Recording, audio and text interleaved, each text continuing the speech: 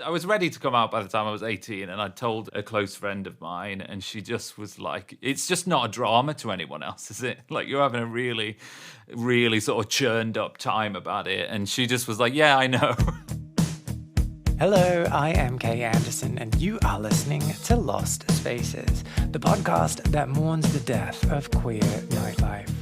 Every episode, I talk to a different person about a venue from their past, the memories that they created there, and the people that they used to know. Doug Crossley is an award-winning writer and artist based in the UK. He moved to London in the early noughties to study musical theatre at the infamous BRIT school, and came with a set of youthful, some might say naive, preconceptions about the big city and how his life would be here. We got up to talk about Popstarz, the legendary weekly indie rock night that started in the 90s. Along the way, we discuss teenage insecurities, showing up to work with a stonking hangover, and Doug tells me all about the one that got away.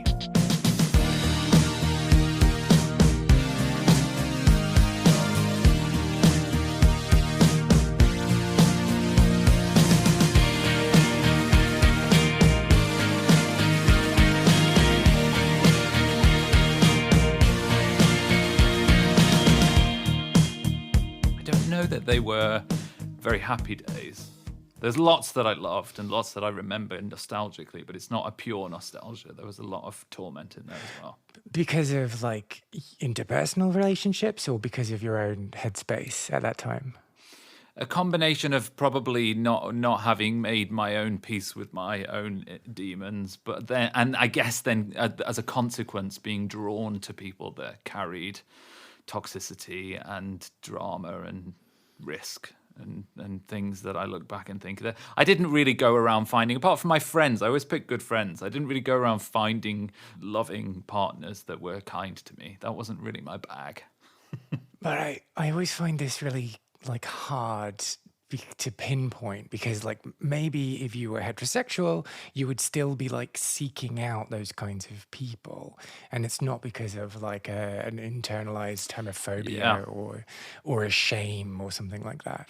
No, but I think it's and it's to do with mental health as well. Like, it's not just it's like what of my psychological issues have been to do with being gay in this world, and what are just to do with the genetic heritage I come from, which is rife with stuff. And my brothers, I'm one of three brothers, and they definitely haven't been free of the issues that I've had just because they're heterosexual. Yeah. So it's a good conversation. Some of it definitely was, though, I think. Yeah, and I mean, yeah, like obviously it will have been a contributing factor in some way, but it's just so hard to like attribute it. I think like for me, yeah, there was like definitely in my life a chasing of people that I knew like weren't particularly interested in me, and getting myself into weird situations. But like, I don't know if that's just because I'm a creative who wants drama and wants a story. Yeah, it's a good question. I do feel like it would have been nice to have older queens who maybe were a bit more settled in their selves to sort of, I don't know, somehow guide. I always felt like I was sort of longing for a bit of that, but I didn't have a very good father figure either. So I feel like there was maybe that. It would have been nice to have people just kind of go, "Hey, why are you drawn to those kind of people?" I've What's noticed that you're about? really into assholes. What's going on there? You seem to really go after men that are. And also, oh God, I look back and it's just like really stereotypically attractive people as well. I think that was a real hang up. It's like, because I felt shit and ugly. I was just drawn to people that looked traditionally attractive, whatever the hell that means, I think. And they showed like enough interest in you back that seemed like worthwhile.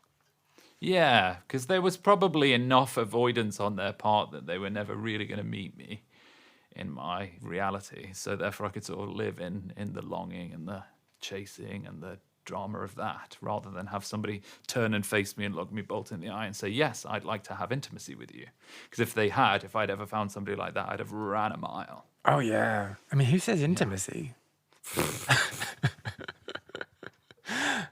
Don't know.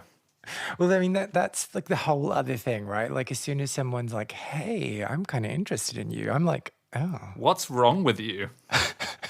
Yeah, like, you must not be paying attention.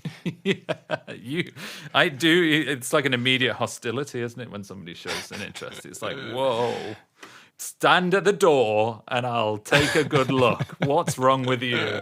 But I'm trying to get better at that now. Now I'm old. Ah, so then is there anything proactive then that you do to address those thoughts? I've been in therapy for at least 100 years now. Okay. So yeah. But do you have like any specific tips for me? In terms of relationship building. Yeah, and in terms of like not balking and running as soon as someone shows a whiff of interest.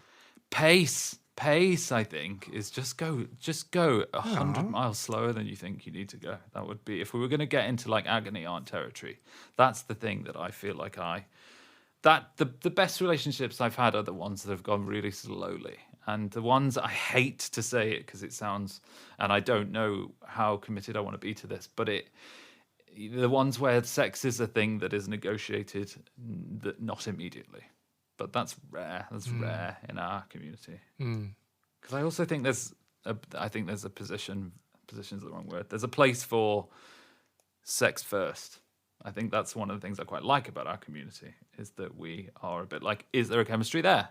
But I think it has its issues. Yeah. Well, I mean, like, that's what I was going to say. Like, I think you do need to figure that out quite quickly. You do need to know, I think, yeah. But I find that when I've built that intimacy with people, there's almost always great chemistry, because you're in a kind of conversation the whole time. Yeah.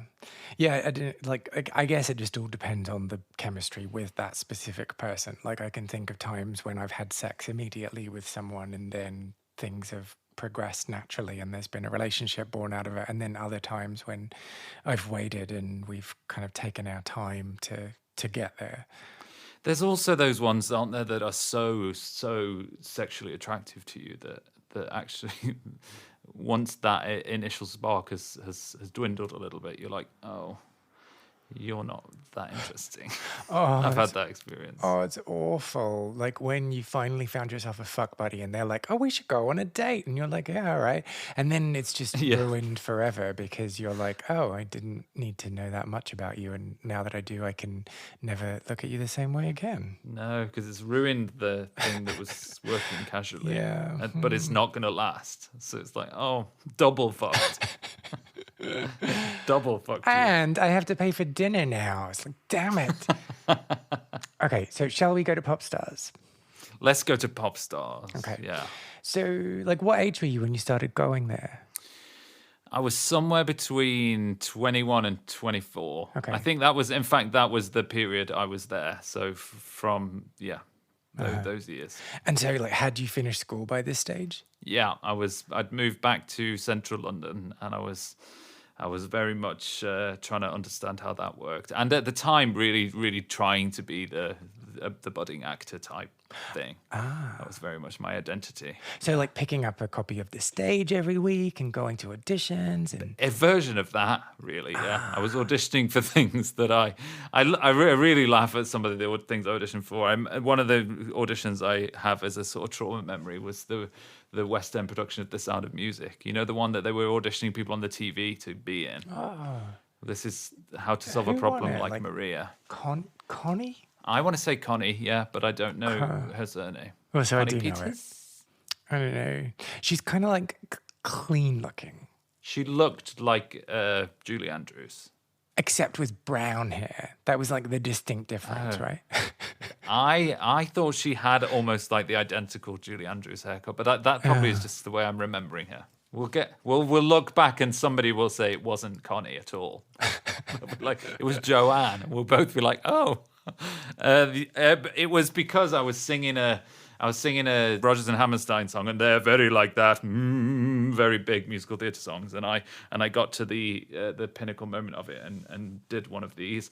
I turned away from the microphone so as not to destroy everybody's ears. But that's a fun thing to do in front of a really prestigious casting director in the West End. So did you get the job? Didn't get the job, weirdly. No. Slipped away from me for reasons unknown. But I mean, like, come on, like it's not that bad. I'm sure every actor has a horror story like that. It's when you're a budding 21-year-old something who thinks they're the shit. That was humiliating to me. I don't care now. I find it enjoyable now. But do you not like get into like a rhythm of like being cool with being rejected? No. I never did, because I've since gone on to focus primarily on writing, and you're forever being rejected for one thing or another, and I've never got used to it. I think I'm getting better as I get older. The one thing that okay, so what I'm about to say really conflicts with my core character, but the one thing I really wish that I had done when I was a child is like participated in team sports or sport of some kind, because I think that then you get like used to losing and you get okay with it. And why didn't you? Because you were a little gay boy. Yeah, because I was like a little fag who didn't want to like go in the change rooms. Yeah, and I mean, like, I'm not a very sporty person anyway, so it's not like where my interests naturally lie. But I kind of, I think I would have really benefited from that, because I just hated rejection so much in my 20s. That is such an interesting. I've never made that connection before, because I also didn't do any kind of team sport, and it does. Yeah, that's an interesting thesis. Yeah, because like you lose all the time. You do. Whereas when I lost, I made everyone's life hell. Like if I was a board flipper, you know, like when you're playing board games, I was a board flipper. So if I was losing, that board was getting flipped, a flounce was being thrown, and I was stomping away. So I guess I didn't. I've never really learned. It's good. It's good, actually. It's really helpful to make that connection.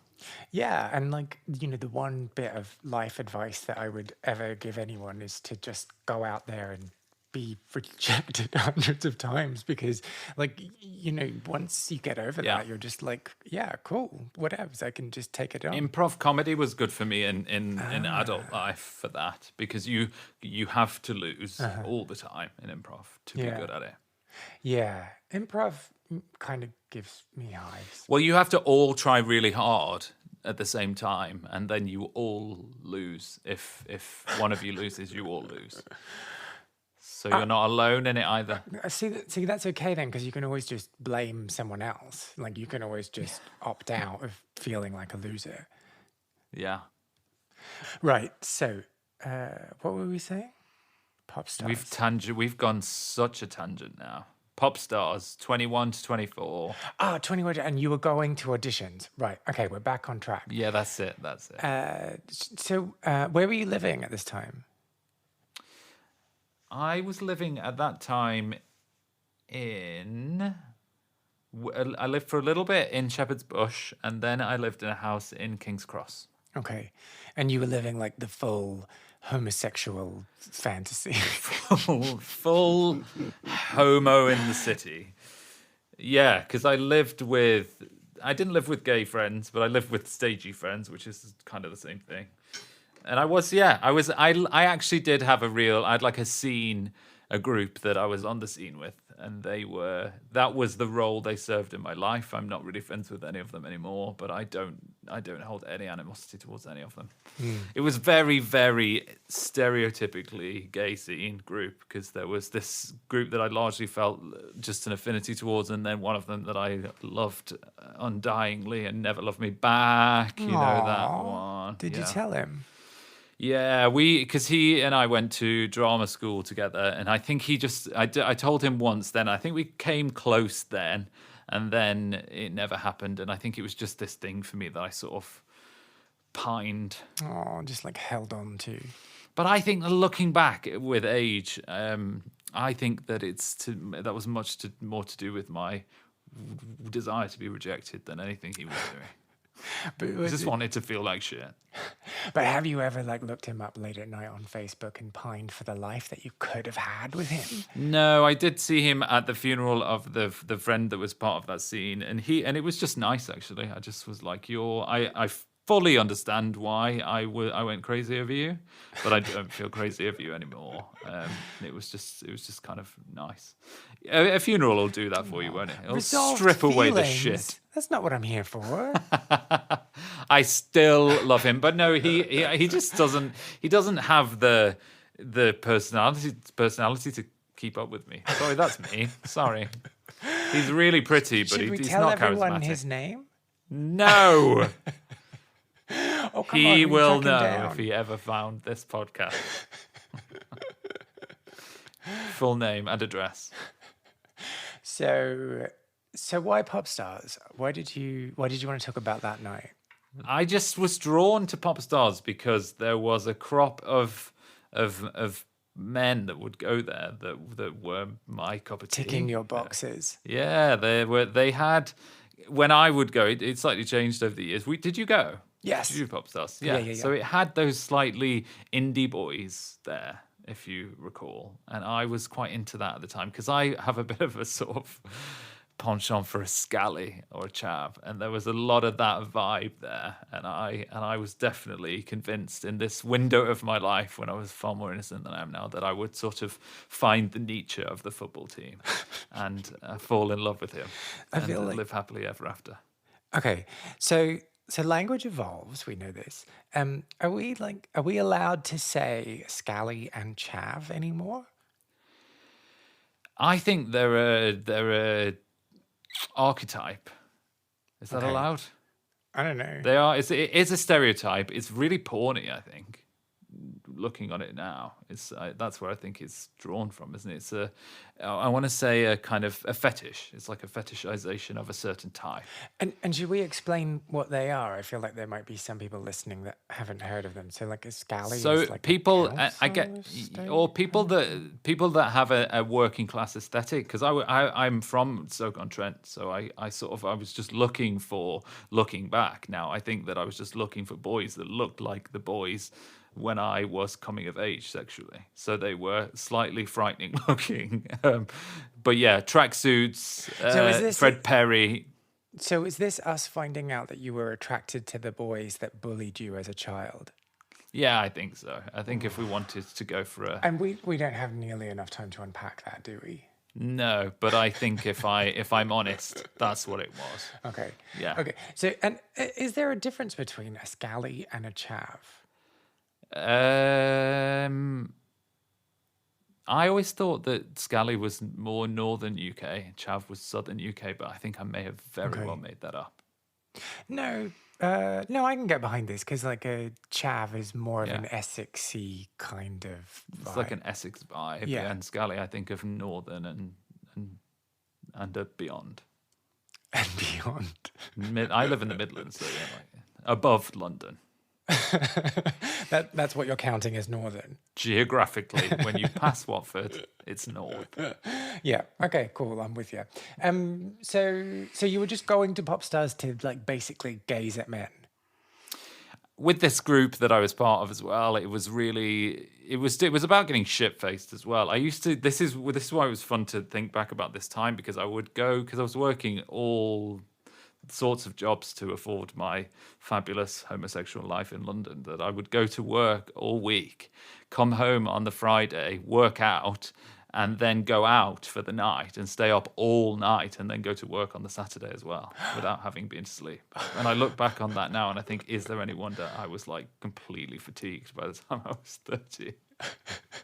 But that's the thing I used to do. I used to drink vodka Red Bull. It's all worth it. Good stories to tell. And I teach kids the following day. That's what's even funnier. On a Saturday? Yeah, because it was like performing arts school that I taught at. Ah, okay. Oh. So I would arrive like hanging on a pure adrenaline. And I reckon I was so much fun, actually. These kids are probably like, this guy's amazing. Well, I feel like at theatre school, you can kind of lean into this eccentric drunk thing, right? Yeah, I like to hope that you couldn't smell the previous night on me. They could smell. They Yeah, they do you could. think? Yeah. Lots of teeth brushing and gum chewing. And like frantically rocking back and forth so that you wouldn't fall asleep, right? Yeah, I remember it being kind of clammy as well. Like that you know, that real like hangover clam. I remember that really sort of just like, oh, I'm clinging on for dear life here, and trying to inspire these kids. And I loved all the things I did at that time because I wasn't sort of old enough that people gave me jobs in life that were responsible. So I worked a lot with kids and I worked a lot with special needs kids. I did some really amazing work. That's kind of responsible. But I was never the lead. I was always in a supporting role. Okay. I wasn't the lead actress. So like, do you remember the first time you ever went to Popstarz? I just remember it being, that was probably at the beginning. They were the first group of like-minded friends that I had. That was a complete group. You know, when I was at drama school, there was a couple of us and a couple of other people that we dragged along, but they were all gay men my age or thereabouts.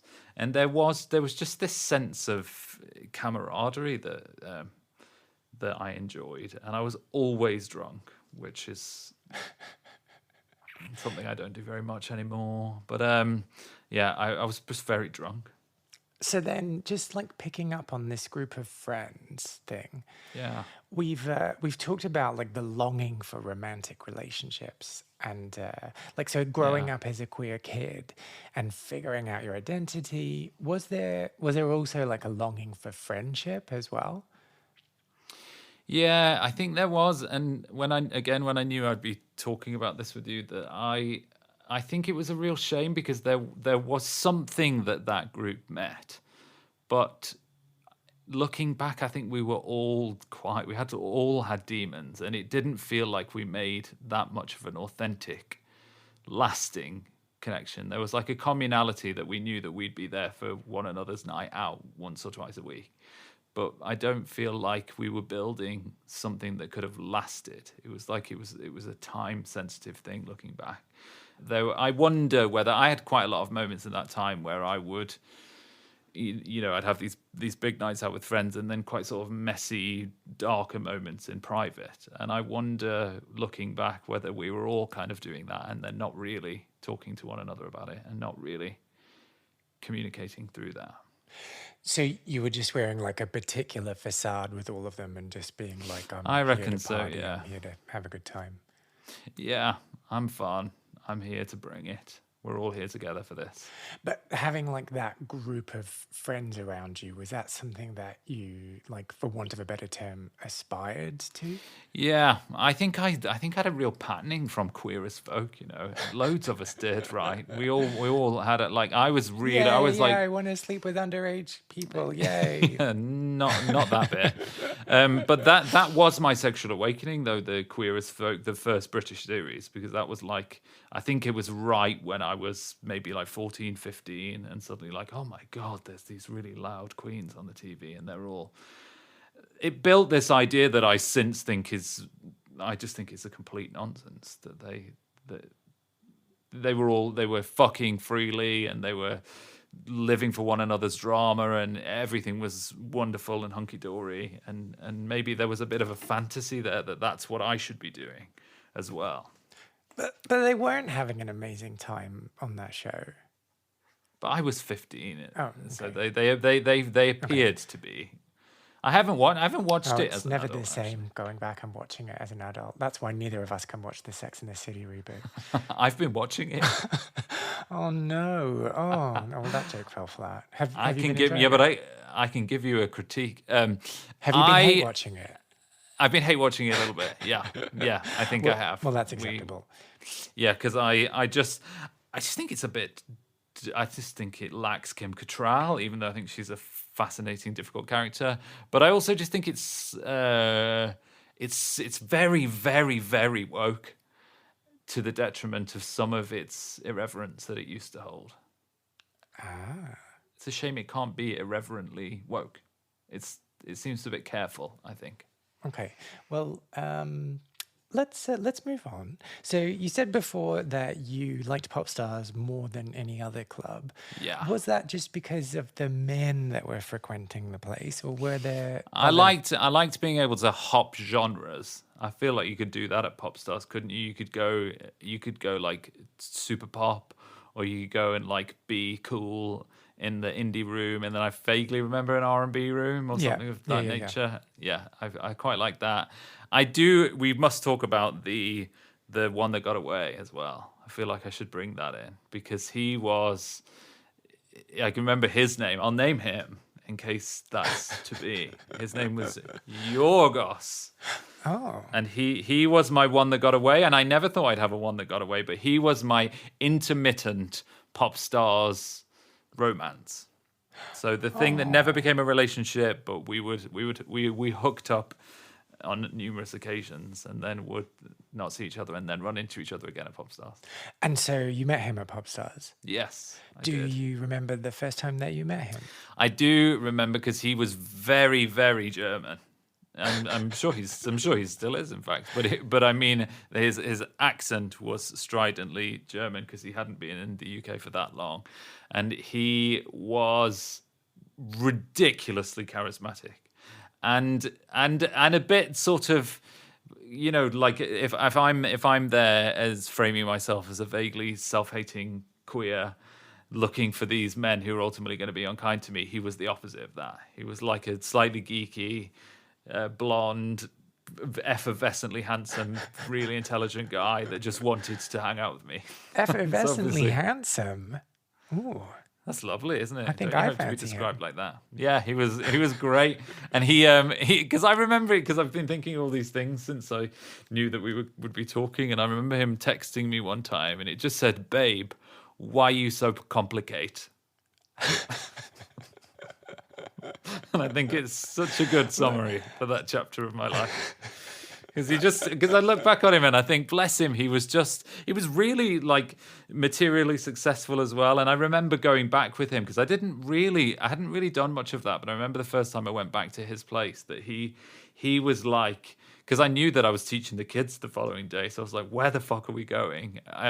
Nobody knew that I'd gone home with him. It was all a bit sort of fraught with drama. And he said, you're going to really enjoy when you get to my place. And I was like, you're not like a psycho or anything like that. And then because we got to his place and it was like a, you know, like when there's somebody on the door. And then he took me up to this flat and then he pressed a button and it opened these curtains and he was looking over to what was then called the Millennium Dome, like the O2. It was like this ritzy von Ritz thing. And he was a Swiss banker, which my mum made a joke of because she's a Cockney and the Swiss banker is a rhyming slang for something else. I said, Mom, I'm dating a guy, he's a Swiss banker. And she went, there's a joke in that. So I remember all these things of that time. But yeah, he just wanted to date me, just wanted to hang out with me. And I was far too stuck up my own arse to let that happen. I know. Okay. So you didn't quite answer my question about the first time that Okay. we met. First time I met him, what was the question? Just tell me about it. I think it was at the bar. I vaguely remember being, you know, that conversation where you're jostling for the front of the queue. Somebody turns around with like drinks in hand, and then you're like, "Oh, you're quite attractive. Let's have a bit of a banter here." I think it was one of those. But I can't. I can't. I'm just far too busy paying attention to my position in the queue to figure out. Oh, so the bar was one of my main flirt zones. I remember that being like because I was way too shy to ever go and approach anybody, but if they stumbled upon me face to face, then I was like, oh, I could get on board with this. I can bring my best flirt game now. No, see, I'm like just in full on concentration mode. And You're just like get out of my way. You're just all stand in my- objects to me. I have one function. Get the fuck out of my way.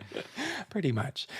So you turn around. He was standing there with some drinks in his hands, and you were just like, "Hey." Yeah, I think it was that kind of thing. I think because once I got going as well, because when I was drunk, I was super charming. And I think to that time, I look back and I bet he was just like this guy. I think he thought I was a bit ridiculous because I was kind of endlessly charming. Because once I got to know him, I thought that he was beautiful. And I would keep telling him things like that. And he just was like, you're crazy. He would say things like that. So talk me through this then. So you've introduced yourself. Do you then go somewhere else in the club? No, so I have a feeling that we went... This is all piecing together 12, 13, 14, 15 years ago. You can now, get so- creative with the truth. It's fine. No I'll one's make gonna it know. up. I have a feeling that we had this exchange and then we departed. And then we bumped into... Because I remember this exchange with him being really lovely. Like, I remember...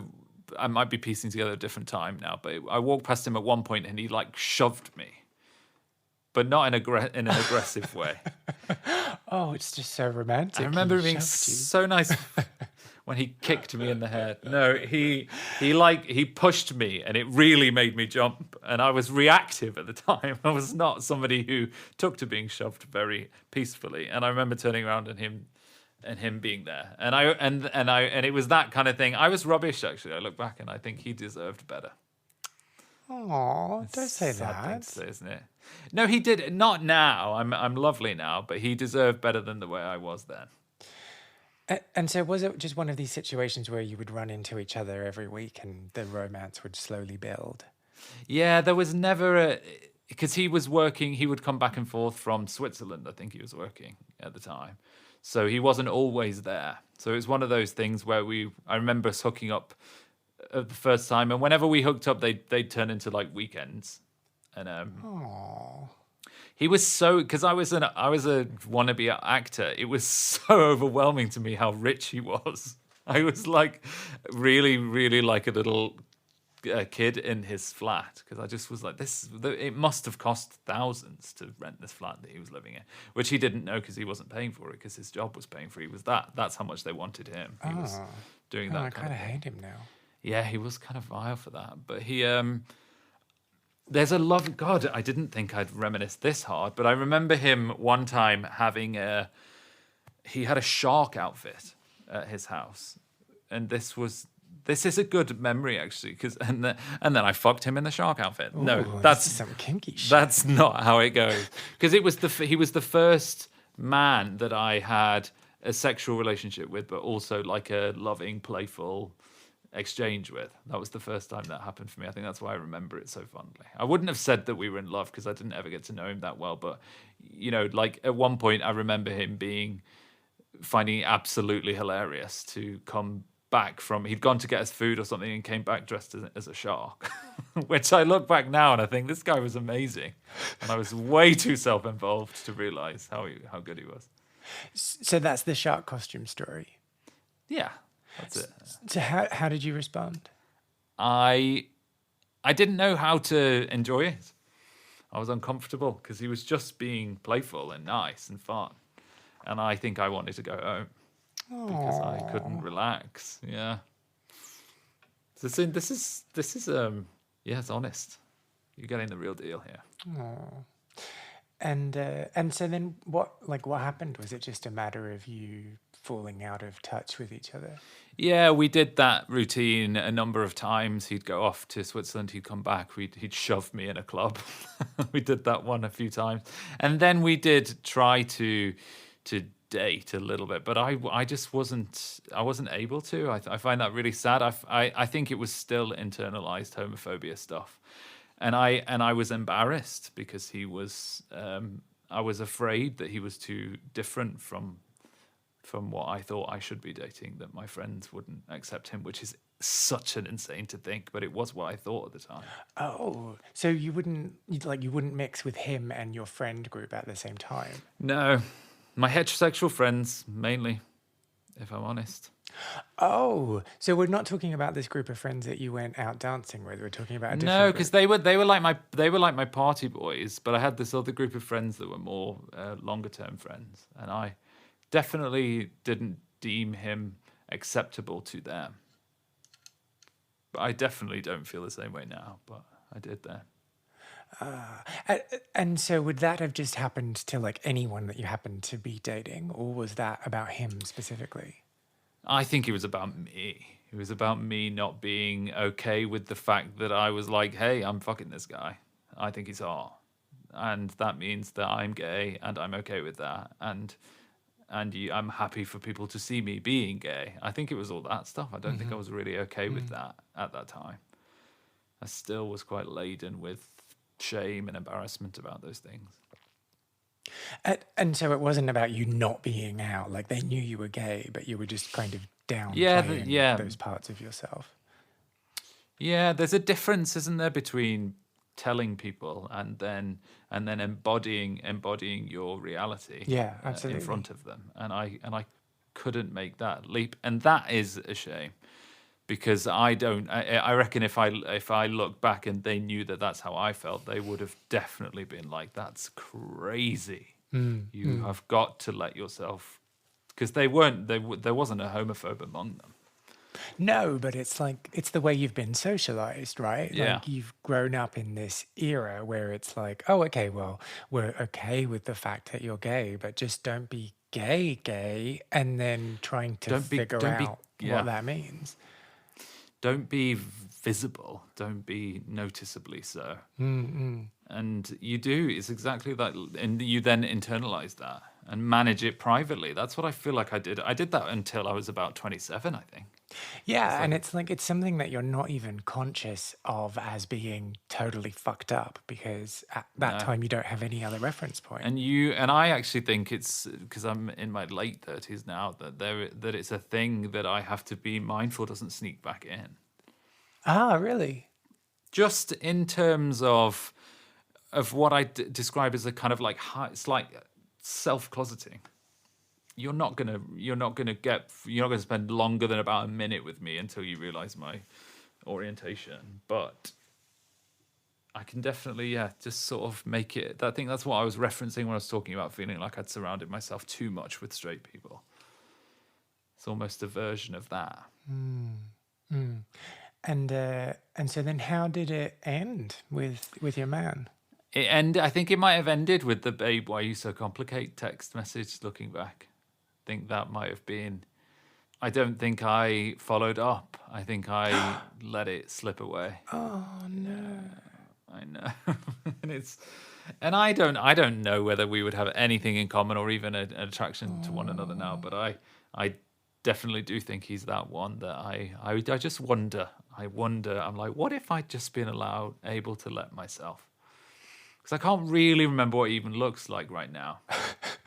But I do have, consequently now, like a sort of, like an adult blonde or like a Scandinavian looking, that's in there. And I wonder whether he implanted that.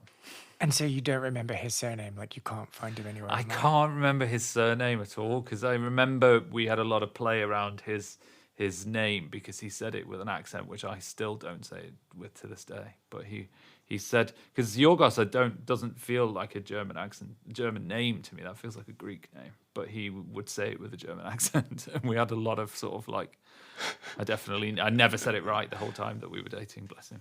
Aww. I don't know were we ever dating? I think we were definitely dating, because I text my mum saying we were dating at some point. I mean, that makes it official, right? Like if your mum knows. Yeah. I did once look him up.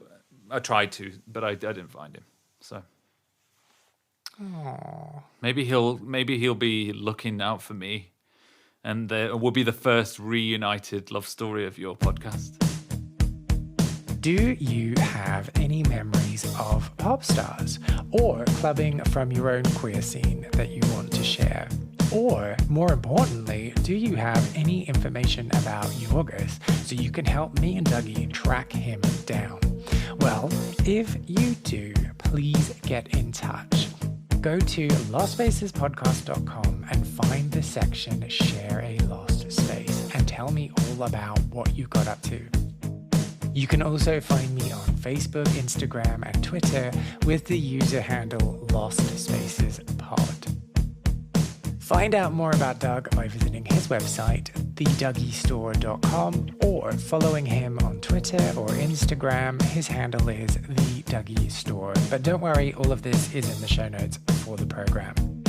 Lost Spaces is not only a podcast, but a concept record as well. I have been writing songs about queer venues and the people who used to live their lives there, and will be releasing songs over the next year. You can hear the first single, Well Groomed Boys, which is also playing underneath my talking right now on all streaming platforms. If you liked this episode, I would really appreciate if you subscribed, left a review on your podcast platform of choice, or just told people who you think might be interested in giving it a little listen too. I am Kay Anderson, and you have been listening to Lost